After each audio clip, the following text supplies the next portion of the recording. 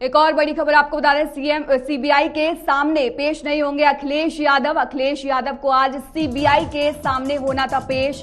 अवैध खनन मामले में भेजा गया था नोटिस। सीबीआई ने अखिलेश को पूछताछ के लिए बुलाया था।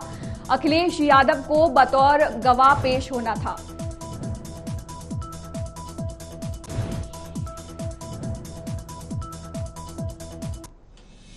तो इस वक्त की बड़ी खबर आपको बता रहे हैं, सीबीआई के सामने आज अखिलेश यादव पेश नहीं होंगे। अखिलेश यादव को आज सीबीआई के सामने पेश होना था।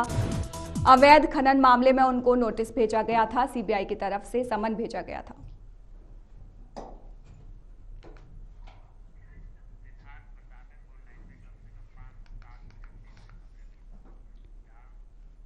अधिक जानकारी के लिए हमारे संवाददाता सिद्धार्थ प्रताप सिंह फोन लाइन पर जुड़ गए हैं। सिद्धार्थ, क्या कुछ मामला रहा कल और क्या कुछ अपडेट है पूरे मामले को लेकर?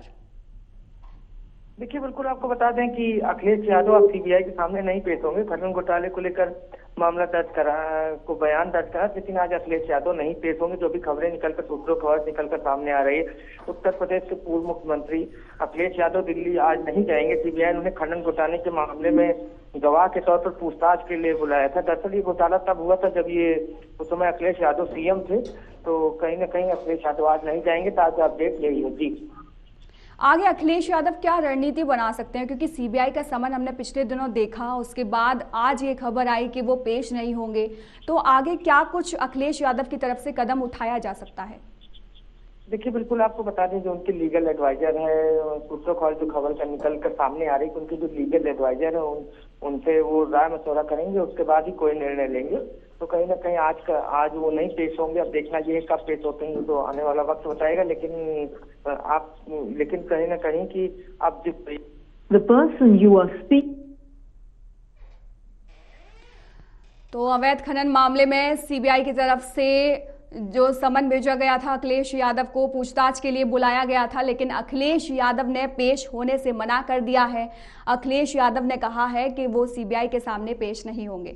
देखिए, अभी यूपी की स्थिति अगर हम देखें तो काफ़ी अलग बनी हुई है, क्योंकि यूपी में हम देख रहे हैं कि त्रिकोणीय मामला यहाँ पर दिखाई दे रहा है। हालांकि थोड़े दिन पहले अखिलेश यादव को राजा भैया से उम्मीदें थी कि वो उनके पाले में आ जाएंगे, लेकिन उसके बाद वहाँ भी अखिलेश यादव असफल ही दिखाई दिए। मायावती के साथ गठबंधन की बात की जाए तो मायावती पहले ही स्थिति पूरी साफ कर चुकी हैं कि वो अखिलेश यादव के साथ नहीं आएंगी, और उसके बाद ये सीबीआई की तरफ से अखिलेश यादव को नोटिस आना, पेश होने के लिए कहना, अवैध खनन मामले में जांच आना एकदम से, जबकि आगामी लोकसभा चुनाव जब सर पर हैं, तो ये अखिलेश यादव के लिए बिल्कुल मुसीबत की जो बात है वो साबित होगी। बिल्कुल मुश्किल की घड़ी अखिलेश यादव के सामने यहाँ पर खड़ी हो गई है। अब देखने वाली बात ये होगी कि अखिलेश यादव जो हैं वो किस तरीके से खुद को इस स्थिति से निकालते हैं, और जो उन्होंने रणनीति बनाई है लोकसभा चुनावों को लेकर, उनका कहना है कि इस बार समाजवादी पार्टी और कांग्रेस का गठबंधन यूपी में कमाल कर जाएगा। तो यूपी के ये दो लड़के कितना कमाल करते हैं ये तो आने वाले वक्त में पता ही चल जाएगा। लेकिन बीजेपी की तरफ से ये दावा किया जा रहा है कि यूपी में जो लोकसभा की 80 सीटें हैं, उन 80 की 80 सीटों पर बीजेपी जो है वो अपनी जीत का दावा कर रही है, और इधर अखिलेश यादव जो है वो अपने गठबंधन को लेकर आश्वस्त दिखाई दे रहे हैं। क्योंकि पिछले दिनों देखिए राज्यसभा चुनावों की जो वोटिंग हुई थी उसमें भी हमने देखा कि किस तरीके से क्रॉस वोटिंग हमें देखने को मिली, और जो समाजवादी पार्टी के विधायक थे उनका जो वोट था वो बीजेपी की तरफ गया।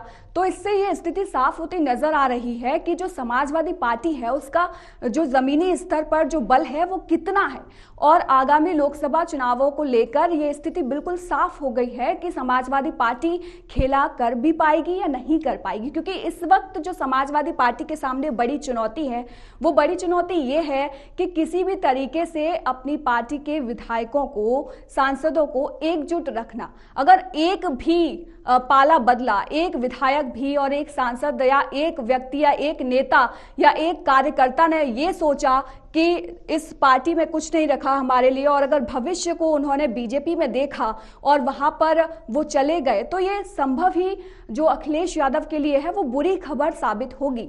इसमें कोई भी दो राय नहीं है कि अखिलेश यादव के सामने अब बहुत मुश्किल घड़ी है और बहुत सारी चुनौतियां अखिलेश यादव के सामने है। अखिलेश यादव को इस वक्त सीबीआई का समन आना, उसके बाद अखिलेश यादव की तरफ से ये बोलना कि वो पेश नहीं होंगे, उसके बाद आगे की क्या कुछ रणनीति अखिलेश यादव की तरफ से बनाई जा सकती है, ये तो आने वाले वक्त में पता चलेगा। लेकिन इस वक्त जो है अखिलेश यादव जरूर ही वो कोई ना कोई रणनीति अपने बड़े नेताओं के साथ, समाजवादी पार्टी के जो बड़े नेता हैं, माननीय नेता हैं, उनके साथ वो रणनीति बना रहे होंगे और कोशिश कर रहे होंगे कि इससे किस तरीके से काट कर पाए। फिर एक बार हमारे साथ संवाददाता जुड़ गए हैं सिद्धार्थ प्रताप सिंह, उनसे बातचीत करने की कोशिश करते हैं। सिद्धार्थ, क्या कुछ अपडेट है पूरे मामले को लेकर? देखिए, बिल्कुल आपको बता दें, आज अखिलेश यादव दिल्ली में पेश नहीं होंगे। देखिए, एक ही सबसे महत्वपूर्ण ये है, लीगल जो सूत्र बता रहे हो, अपने लीगल एडवाइजर से बात करेंगे, उसके बाद पेश होने की उम्मीद जताइए। लेकिन कहीं ना कहीं इस समय मुश्किलों भरा दौर है अखिलेश यादव के लिए। अभी विधानसभा चुनाव कुछ ही दिन पहले बीता, तो उसके बाद भी कहीं ना कहीं मुश्किल भरा दौर था समाजवादी पार्टी के लिए। फिर इस तरीके से गवाह के रूप में पेश होना, ये भी मुश्किल भरा दौर है। कल लगातार जो बीजेपी के नेता है वो कह रहे थे कि क्या जब दिक्कत क्या है, जब सही है तो आप पेश हो जाइए। तो इस तरीके से, और जिस तरीके से जो विपक्ष के नेता वो कह रहे थे कि सीबीआई का दुरुपयोग किया जा रहा है, जब चुनाव नजदीक आता है तब ऐसा किया गया। 2019 में तब किया गया, जब 2019 का जब चुनाव नजदीक आया तब FIR दर्ज कराएगी। तो ऐसे आरोप प्रत्यारोप चल रहे हैं, लेकिन सीबीआई अपना काम कर रही है।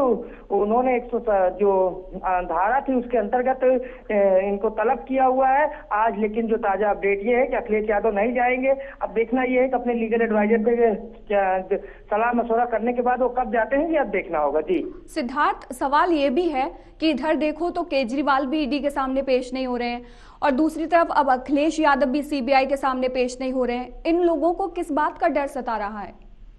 देखिए, बिल्कुल यही बात तो बीजेपी नेता हो या पूछ रहे हैं कि ये बताइए, जब सब कुछ सही है, आप सही है, तो आप पेश हो जाइए, अपना पक्ष रखिए। और अखिलेश यादव की सबसे महत्वपूर्ण ये है इस पूरे मामले में, अखिलेश यादव को बतौर गवाह पेश होना है। ये बताना है कि जिस तरीके जो फेयर लिस्ट है, जो सवाल जवाब करेगी सीबीआई, एक लंबी फेयर लिस्ट है, किस तरीके से हुआ, क्या क्या चीजें हुई, क्या पूरा घटनाक्रम पूछा जाएगा। तो कहीं ना कहीं ये सब चीजें काफी महत्वपूर्ण है और ये बड़ा सवाल उठता है। ये बीजेपी के नेता हो, ये लगातार यही सवाल करते हैं कि ये बताइए आप क्यों नहीं जाना चाहते हैं, आप क्यों नहीं पेश होना चाहते हैं। चाहे केजरीवाल की बात कर लें, केजरीवाल भी इसी तरीके से वो पेश नहीं होते हैं। अब देखना ये है, लेकिन जो सूत्र बता रहे हैं, जल्द ही अपनी लीगल एडवाइजर से मुलाकात करने के बाद जो लीगल एडवाइजर है वो जो सलाह देंगे, उसके बाद अखिलेश यादव पेश हो सकते हैं। जी सिद्धार्थ, हम ये भी देख रहे हैं कि कांग्रेस की तरह अब समाजवादी पार्टी में भी फूट देखने को मिल रही है। एक के बाद एक नेता वहां से छिटक रहे हैं। तो ऐसे में समाजवादी पार्टी की तरफ से क्या कुछ रणनीति बनाई जा सकती है? क्योंकि हाल ही में एक नेता का बयान आया, उन्होंने बोला कि मुस्लिमों को अखिलेश यादव की तरफ से अनदेखा किया जा रहा है। ऐसे तमाम बयानबाजी करते हुए नेता जो है वो अलग होते दिखाई दे रहे हैं समाजवादी पार्टी से। तो उस बारे में क्या कहेंगे आप? देखिए, बिल्कुल एक चीज सबसे महत्वपूर्ण, चाहे जो मुस्लिम नेता हो या फिर मुस्लिम नेता, खास करके अभी कुछ दिन पहले एक महासचिव पद के नेता ने भी उन्होंने भी इस्तीफा दिया। तो उन्होंने कहा था कि लगातार मुस्लिमों के ऊपर ध्यान नहीं देते, पीडीए के केवल कागज पर है, इस तरीके का आरोप लगा। देखिए, तो मुस्लिमों की बात क्यों कर ले, जो पल्लवी पटेल है, जो उनके यहाँ से विधायक है उनकी पार्टी से और उनकी सहयोगी दल है, तो वो भी लगातार ये आरोप लगाती रहते हैं कि ये बताइए जया बच्चन को आपने राज्यसभा में क्यों भेज दिया। और जो इनके विधायक थे उन्होंने भी जब इस्तीफा, जो उनके विधायकों ने भी जब क्रॉस वोटिंग की, तो उन्होंने यही कहा कि क्यों ये केवल कागज में ही पीडीए की बात करते हैं, जया बच्चन का क्या रोल है समाजवादी पार्टी, वो कितने संघर्ष में काम किए। तो इस तरीके से राधे श्याम सिंह है, उन्होंने भी सवाल उठाया, कहा मेरा टिकट काट गया, मैं मुलायम सिंह के समय से साथ था। उसके बाद रेवती रमन सिंह की बात करें तो कई ऐसे नेता हैं जो लगातार इस तरीके के सवाल उठा रहे हैं। केवल अल्पसंख्यक वर्ग से नहीं आते हो, अपर कास्ट के हो या बैकवर्ड BC कास्ट के हो, बैकवर्ड कास्ट के, वो भी ये सवाल उठा रहे हैं। OBC की बात कर लें तो कहीं ना कहीं समाजवादी पार्टी पीडीए और अगड़ों की राजनीति में बीच में फंसी हुई है। आपको बता दें, पीडीए की बात इन्होंने पहले विधानसभा चुनाव में भी की थी। चुनाव में जब की थी तब भी उसके बाद फिर इसका कोई खास फायदा समाजवादी पार्टी को नहीं मिला था। तो कहीं ना कहीं समाजवादी पार्टी पीडीए, अगड़े जाट और इन सब चीजों में फंसी है।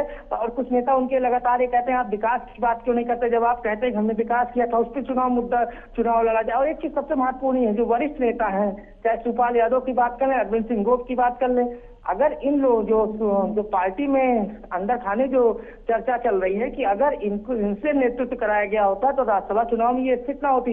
इनको इग्नोर किया जा रहा है। राधे श्याम सिंह की बात करें तो पार्टी में ही फूट पड़ी हुई है जो विधायक साथ छोड़ते हैं वो भी ये कहते हैं कि उस तरीके से हमें यूटिलाइज नहीं किया जा रहा, उपयोग नहीं किया जा रहा। तो कहीं ना कहीं समाजवादी पार्टी के लिए मुश्किल भरा दौर है। सीबीआई ने भी तलब कर दिया, ये और मुश्किल भरा दौर है।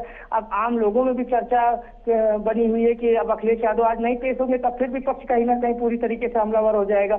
तो विपक्ष के साथ साथ आपस में भी लड़ना है और सीटें भी जीतनी है। अब आपको कांग्रेस और राहुल गांधी और अखिलेश यादव की साथ की बात जो जमीनी हकीकत है, बीजेपी के नेता कहते हैं इन लोग पहले भी साथ रह चुके थे यूपी के 2 लड़के।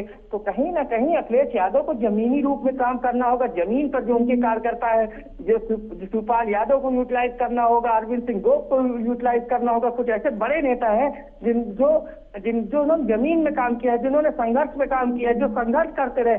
और एक चीज ये है, राधेश्याम सिंह जो वो लगातार इस तरीके के आरोप लगा रहे हैं कि अखिलेश यादव जो है वो नहीं मिलते हैं, वो कुछ लोग हैं ऐसे जिनसे वो घिरे हुए हैं, उन्हीं के कहने पर चलते हैं, पुराने नेताओं की अनदेखी कर रहे हैं। रमन सिंह की बात कर लें, जब कांग्रेस को ये सीट दे दी गई तो प्रयागराज से लगातार वो कई बार सांसद रहे हैं और उनके मुलायम सिंह के साथ ही हैं। उन्होंने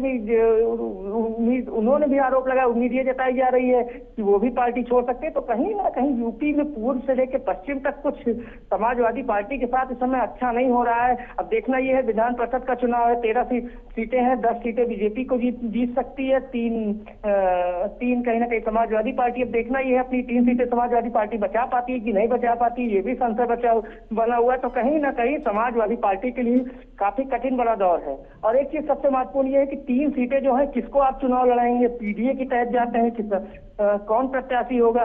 तो कहीं ना कहीं अखिलेश यादव सीबीआई के साथ साथ पूरी तरीके से राजनीति में भी इस समय पूरी तरीके से वो फंसे हुए दिख रहे हैं। अब इन सब चीजों से वो कैसे निकलते हैं, नेताजी जब तक थे तब तक इन सब चीजों से अखिलेश यादव को हमेशा बचे रहते थे। आप देखना है शिवपाल यादव को किस तरीके से यूटिलाइज करते हैं। जी सिद्धार्थ, आप हमारे साथ लगातार बने रहिए, आपसे आगे भी अपडेट लेते रहेंगे।